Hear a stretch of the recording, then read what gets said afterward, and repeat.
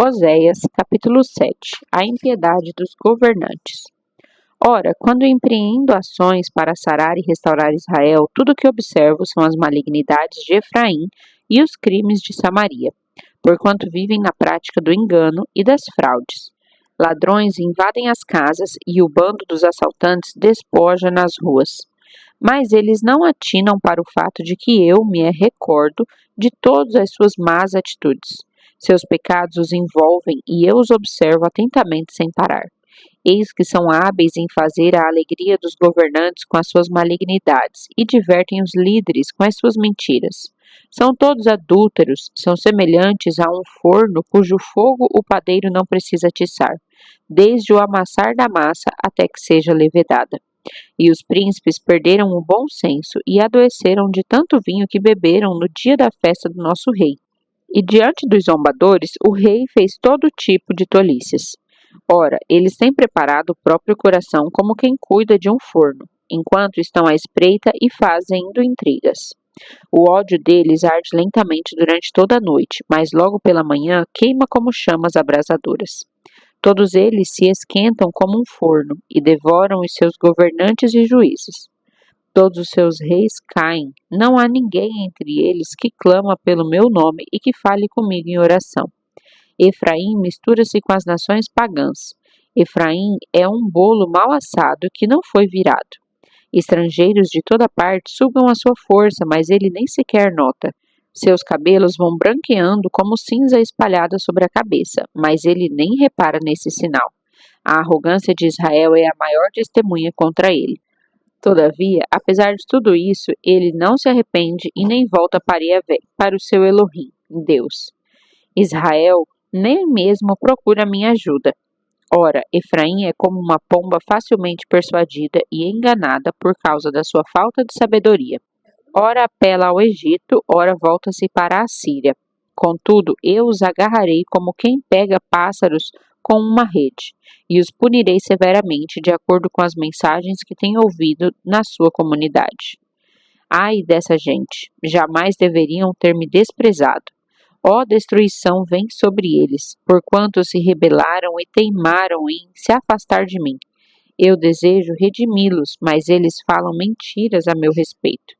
Eles não clamam por mim com sinceridade de coração quando gemem orando em seus leitos. Reúnem-se alegremente por causa do trigo e do vinho, mas fogem da minha presença. No entanto, fui eu que os ensinei e lhes fortaleci os braços. Contudo, tramam o mal contra mim. Eles voltam, mas não na direção certa do Altíssimo. São como um arco fraudulento. Eis que os seus príncipes e líderes tombam mediante o fio da espada por causa da insolência da sua língua, e por isso sofrerão zombarias por parte de todo o povo do Egito. Oséias, capítulo 8. Vem o dia do juízo de Israel. Agora, pois, leva o chofar, trombeta, à tua boca para soar o alarme. Ele vem como águia contra a casa de Yahvé, o templo do Senhor, porquanto quebraram a minha aliança e se rebelaram contra a minha Torá, a lei.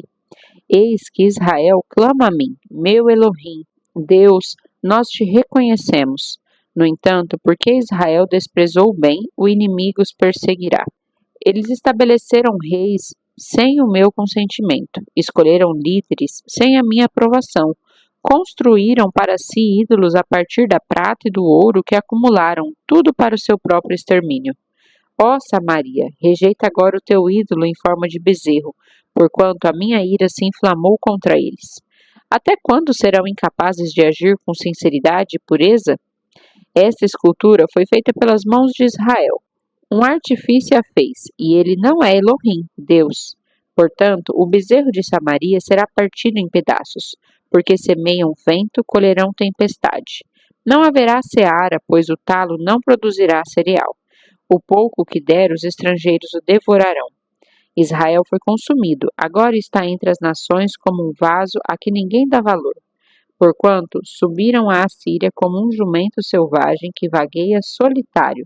Ainda estão livres, mas Efraim vendeu-se para os seus amantes. Embora tenham se entregado às nações como mercadoria, agora os ajuntarei, e logo começarão a definhar debaixo da opressão do rei dos príncipes, o rei poderoso.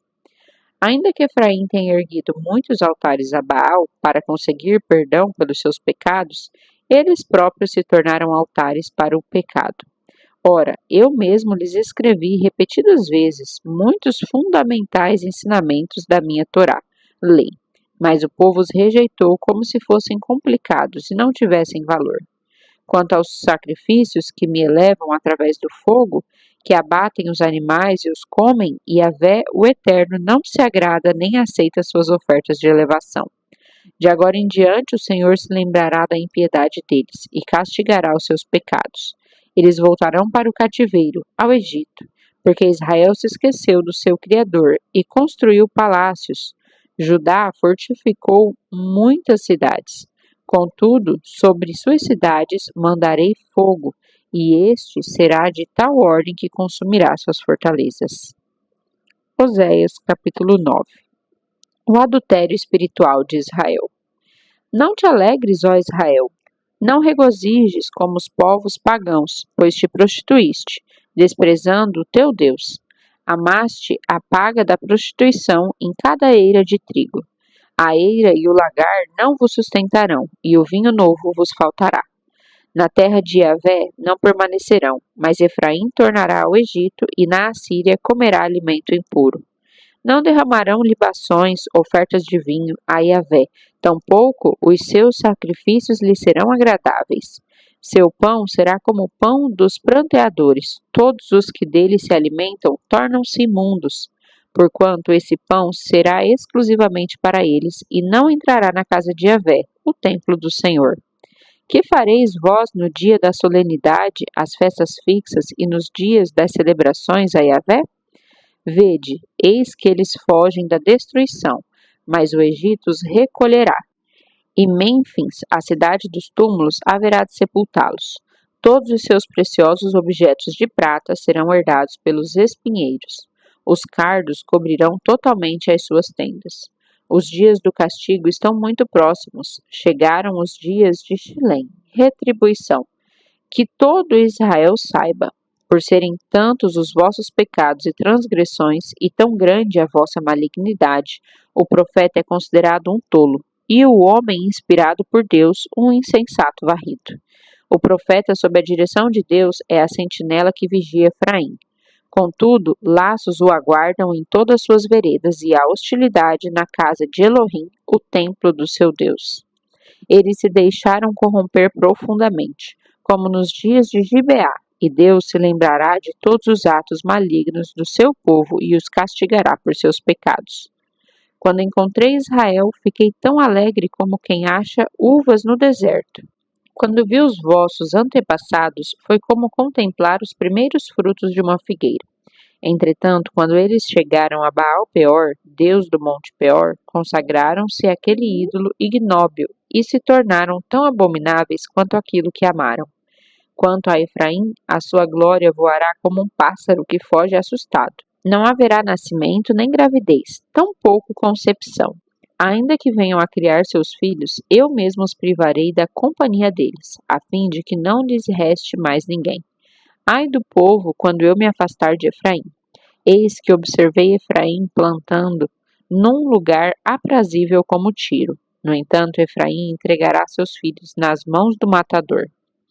Ó Yahvé, que darás a esse povo? Dá-lhes ventres que abordem e seios secos, que não possam amamentar.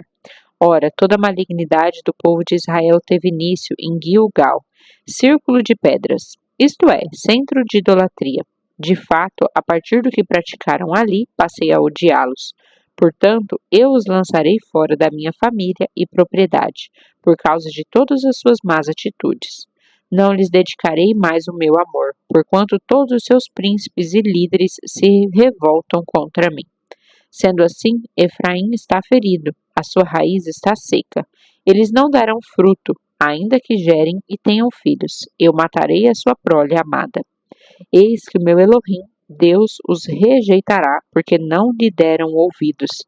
Caminharão, pois, errantes e sem rumo entre as nações pagãs.